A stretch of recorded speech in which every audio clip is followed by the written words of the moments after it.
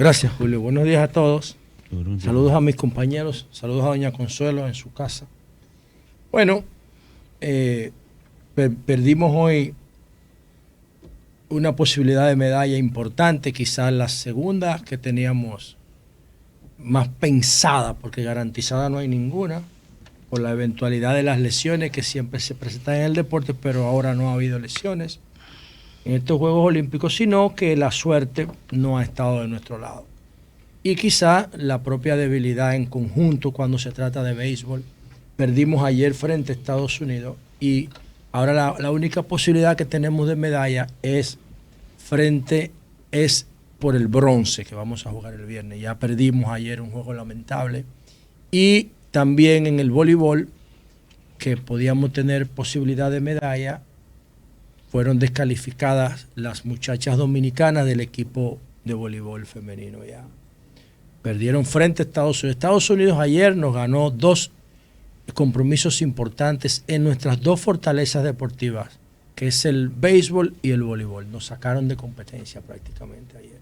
Sin embargo, en atletismo tuvimos una noticia importante con la velocista Marilady Paulino. Averígüenme ahí de dónde es Marilady Paulino. De Baní, dijo. Es de Baní. Sí, de eso dijo Luisín. Porque ella no parece banileja, ella parece de Monteplata. Es de Baní. Ese color negro. Bueno, pero precioso. Recuerda que Vladimir es de Baní también, es decir, sí, así es, además de Baní, yo tengo parte de Baní y soy moreno también. Hay un punto de droga en cada esquina. Pongamos que hablo de Madrid. De Baní. De Madrid. Sí, pero yo lo digo ahí para que... Se te fue la mano. Pero... Se te fue la mano. La droga viaja en ambulancias blancas. Pongamos que hablo de Baní. Por ahí era que Quirino la pasaba, ¿no te acuerdas? Claro. Pero ese era bueno, grande, lo que pasa es que salió Quirino y la droga siguió. Y 20 años después siguió. Bueno, entonces esta muchacha, Marilady Paulino, quedó primera en su desafío de hoy. Qué bueno. Y va a competir por el oro mañana a las 8:30 de la mañana. Ahí tenemos una oportunidad de medalla y entonces perdimos esas 2 oportunidades. En el béisbol nos queda una oportunidad de bronce, pero ya entonces en el voleibol estamos fuera de competencia. Yo no sé, yo le preguntaba de dónde era Marilady, porque realmente a La Vega se le llama la Vega Olímpica por el tema del olimpismo, pero yo creo que eso hay que dárselo a Monteplata ya, porque es que Monteplata es una cosa terrible. El Diario Libre saca un reportaje interesante hoy sobre cómo Monteplata, con uno de los niveles de pobreza, el 70% de los monteplateños viven en un ambiente de pobreza, pero sin embargo, oigan esto, Monteplata ha cosechado más medallas desde el año 2008 que países como Uruguay, Chile y Perú, o como toda Centroamérica junta. Solamente Monteplata. Solamente Monteplata. China encabeza el medallero ya en todos los colores. Entonces, sí, vamos a hablar de eso ahorita a nivel general. Entonces, de ahí es Gaby Mercedes, Luisito Pie, Luguelín Santos, Zacarías Bonat, ese es haitiano igual que Luis Pie. No, dominicano. Qué vaina este. Dominicano. ¿Y Alex Rodríguez de quién? ¿De dónde? Alex Rodríguez. Dominicano también. ¿Qué dice él que? Oye, se la pregunta. Todos son dominicanos. ¿Por qué equipo está jugando él? está bien, no hay problema. Bueno, hay que ver qué dice él que es. Entonces, Zacarías Bonat, Dominicano. todos ellos nacieron, todos ellos más que tú. nacieron en Monteplata. ¿Qué características tiene Monteplata? ¿Qué características tiene Monteplata? Hola, mi amor, ¿cómo estás? ¿Qué características tiene Monteplata? Sumeta mensaje tú, Palomo. ¿Qué características tiene Monteplata? Cuando se produjeron las devastaciones del gobernador Osorio aquí, Monteplata se formó con Montecristi y Puerto Plata, porque el país, la isla la dejaron abandonada por el sur desde Azua, por el norte creo que desde Navarrete, dejaron todo eso abandonado por ahí. Ahí es que se produce Haití. Haití es un estado que se produjo de la piratería de los barcos europeos que venían aquí en el comercio, ¿cómo que dice Juan Bosch? En composición social dominicana, en el comercio de triple triangular. Cuando los europeos iban a África, cogían los esclavos, no les costaba nada, ni un peso, lo traían a América, lo dejaban aquí como esclavos, sustituyendo indios, y lo cambiaban por especies, madera y cuero, y entonces se llevaban esa mercancía y la vendían en Europa. Hacían un negocio redondo, como nosotros popularmente le decimos. Juan Bo le llama en composición social dominicana el comercio triangular. Esas son las bases fundamentales del capitalismo. Que no es de Juan Bosch, eso es una categoría. Yo lo leí ahí, el comercio triangular, y cómo nació el capitalismo, y cómo acumuló el mercantilismo, y cómo acumuló esa acumulación originaria del capital que cita Carlos Marx. Cómo en América Latina, el continente americano fue fundamental para esa acumulación. Entonces, cuando se dejó desolada, abandonada la parte oeste de la isla, porque España, después que se produce la reforma de Lutero, o las protestas de Lutero, porque primero fue protesta y después reforma, el protestantismo en 1512-18, las Biblias que estaban llegando a América en el siglo XVI, XVII, ellos decían que estaban contaminadas por el luterantismo. Eso también lo explica Bosch en Composición Social Dominicana. Entonces, esas Biblias contaminadas, España no quería que su población criolla se les contaminara religiosamente de protestantismo, y las recogió en la parte oriental de la isla, y dejó abandonada toda la parte oeste. Y entonces ahí es que se forma Monte Plata, de muchas comunidades que quedaban en la zona que quedó abandonada. Y Monte Plata tiene mucha influencia haitiana. ¿Por qué? Porque es una zona de caña, de bateyes. Y por eso es que ellos son tan resistentes al clima y tan fuertes para la actividad física, y por eso son líderes deportivos. Bueno, por eso, además de los programas que generaron los Juegos Nacionales, que se han instalado ahí en todo el país. No, su característica física primero. Pero aquí hay negros, gente de piel del país entero. En Monte Plata se ha establecido una política pública. Perdón, doña Consuelo quiere decir algo. Adelante, doña Consuelo. En el recuento histórico que tú hiciste, siempre falta, no aquí, sino siempre falta, y perdón, la parte de que las tribus africanas se encargaban ellas mismas de llevar sus propios congéneres al mercado. O sea, era enfrentamiento también entre las tribus en la propia África. Los mismos negros africanos, para ponerlo para que se entienda, los mismos africanos contribuyeron a hacer esclavos a sus compañeros de otra tribu o sus enemigos de otra tribu, y eran los que, porque los españoles y los ingleses y los holandeses no entraban tierra adentro, eran los mismos africanos. Eso sí, pero lo que pasa es que ya nosotros habíamos a los holandeses, sí, a los pero es que los europeos, lo que los europeos hicieron con África fue una asquerosidad. Mire lo de la misma África contribuyó a eso. Lo que los europeos hicieron con África fue una asquerosidad que en algún momento de la historia eso se va a tener que revisar. Lo que hizo Leopoldo de Bélgica, que los muchachitos los ponía a trabajar caucho, y cuando yo no podía más le cortaba las manos. Todo eso se sabe, pero cortaba las manos. Los trabajadores del caucho, de la goma que nosotros usamos en nuestro vehículo. Leopoldo de Bélgica. Eso se sabe. La parte que yo te estoy señalando es de la que jamás se habla. Porque ellos vivían en estado salvaje, doña Consuelo. Ellos no tenían normas.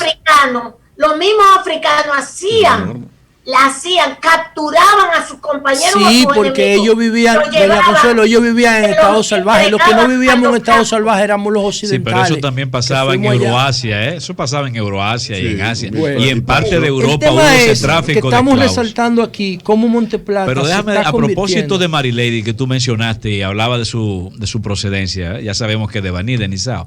Ella es estudiante de educación física. Entonces ahora nuestros deportistas son haitianos. Doña Consuelo. Eso es lo que dice José.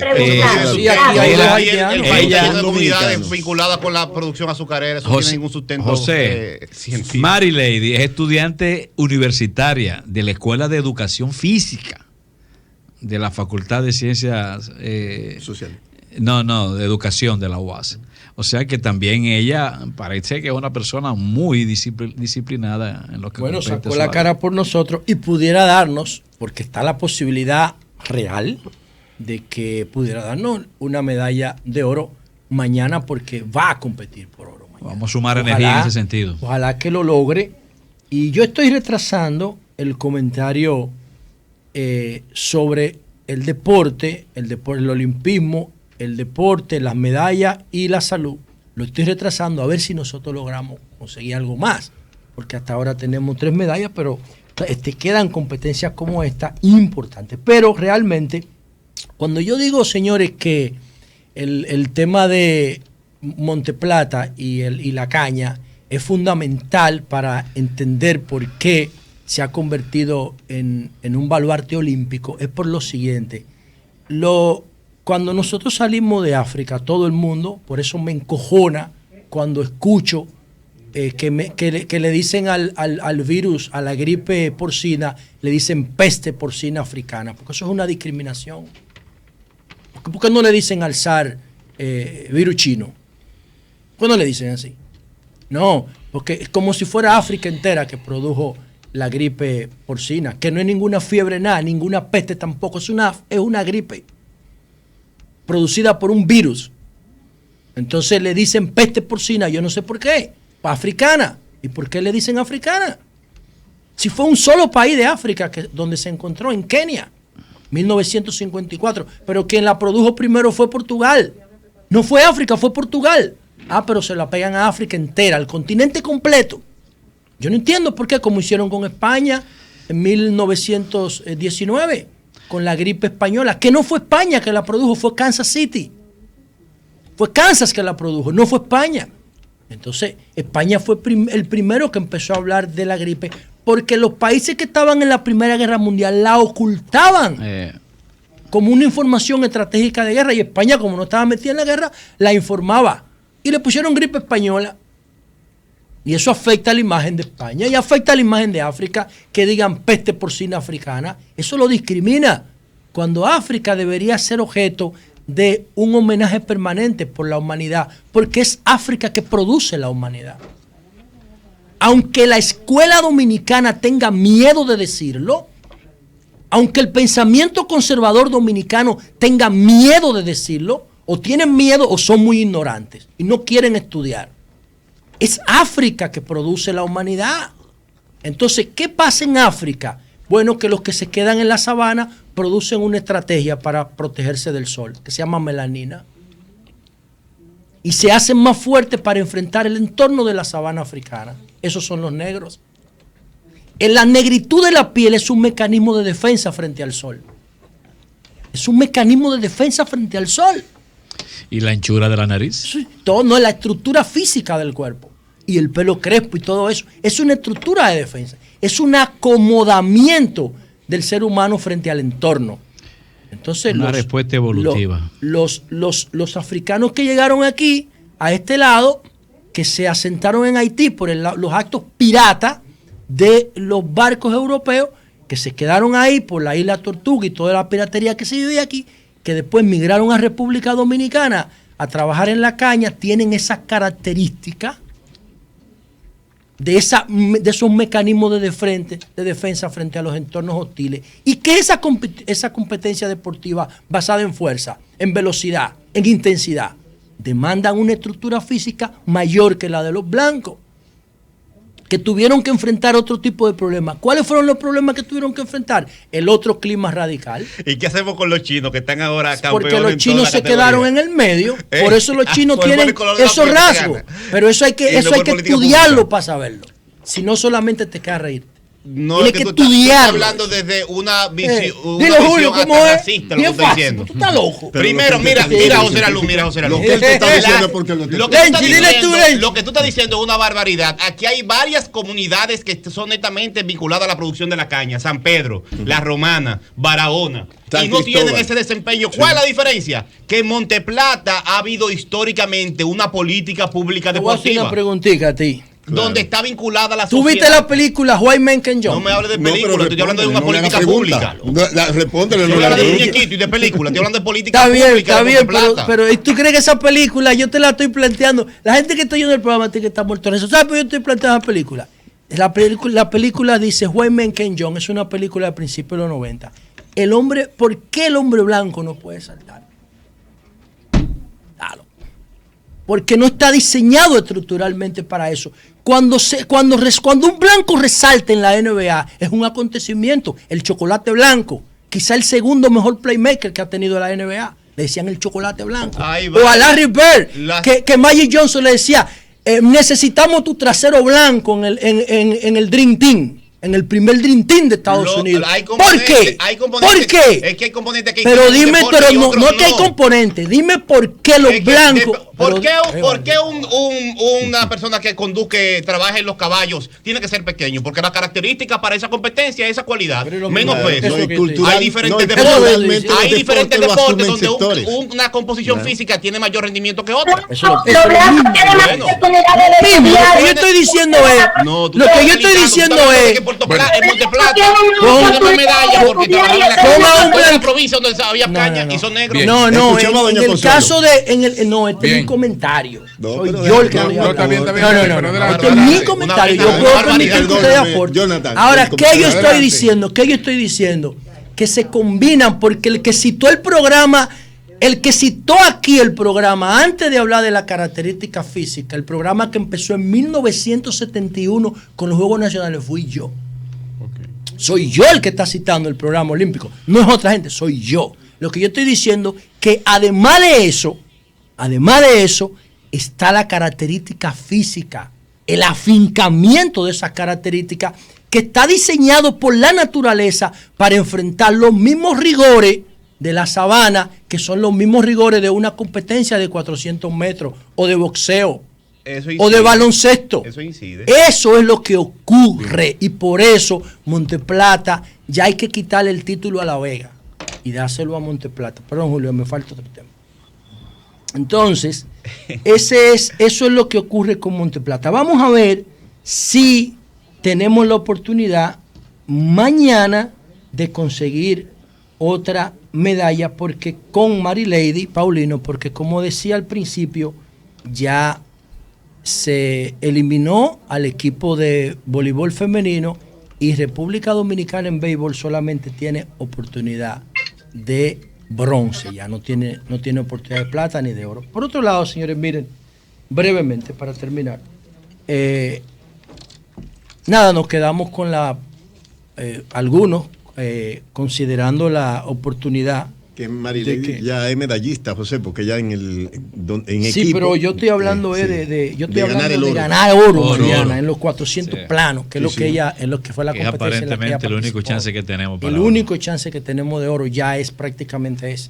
Entonces, miren, señores, yo planteé, y eso generó mucha controversia, de que al cadáver de Johnny Ventura se le practicara una autopsia de rigor, no de sospecha, ni de duda, ni de nada, de rigor, para saber desde el punto de vista forense por qué Johnny había fallecido, porque Johnny había tenido un leve desmayo, que lo vimos aquí en un video, en una actividad musical, pero su médico había dicho que él estaba bien del corazón.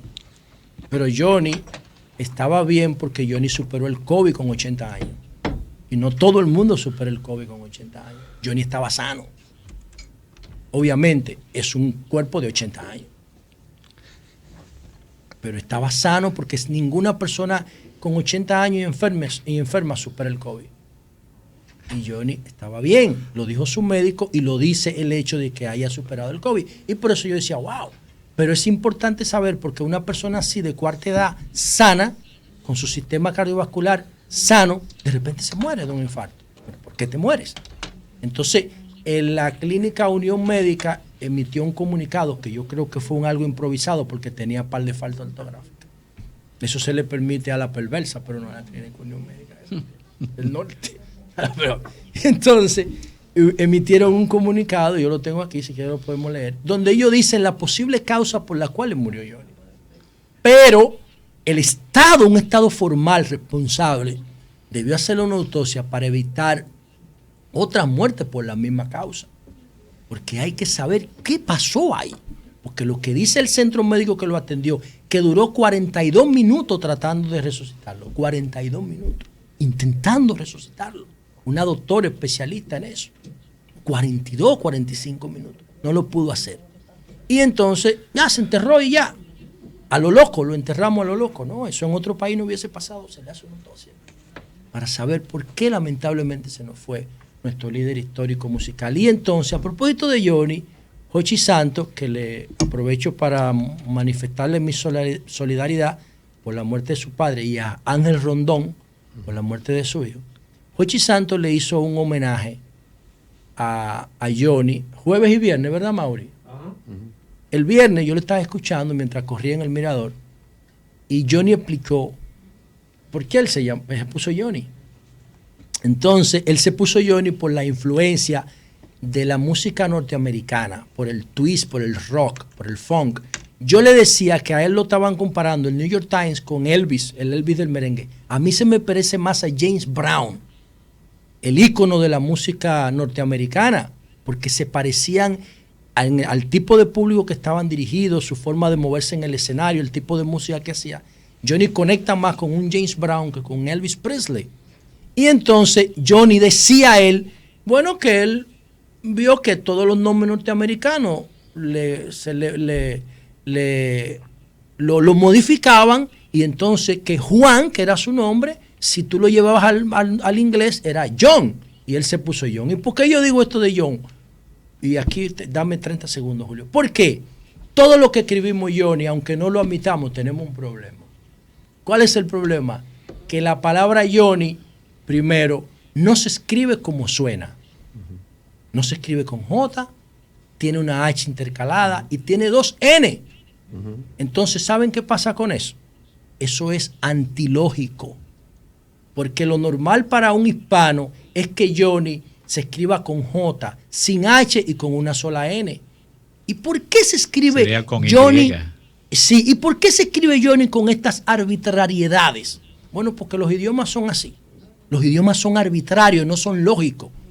Entonces, la gente, aunque no lo admita, el que lo ve escribir en las redes el nombre de Johnny, sabe que tiene problemas. Lo que es arbitrario, a mí me pasa. Lo que es arbitrario es el registro del nombre en el sistema jurídico. Entonces, no es arbitrario, yo digo desde el punto de vista idiomático, el hecho de que eso tenga una H, que no juega ningún rol, exacto, que ocupa un espacio de más, que no juega ningún rol en el impacto comunicacional, en el resultado de la comunicación. Esa H no sirve para nada, es plástica, es ornamental, pero los idiomas son arbitrarios. De modo que si usted o algún niño le escribe Johnny con J y con O, sin H, con una sola N y con I latina, no lo cuestione. Que el niño o la niña que escriba Johnny como se escucha está haciendo lo correcto, está siendo lógico en la comunicación.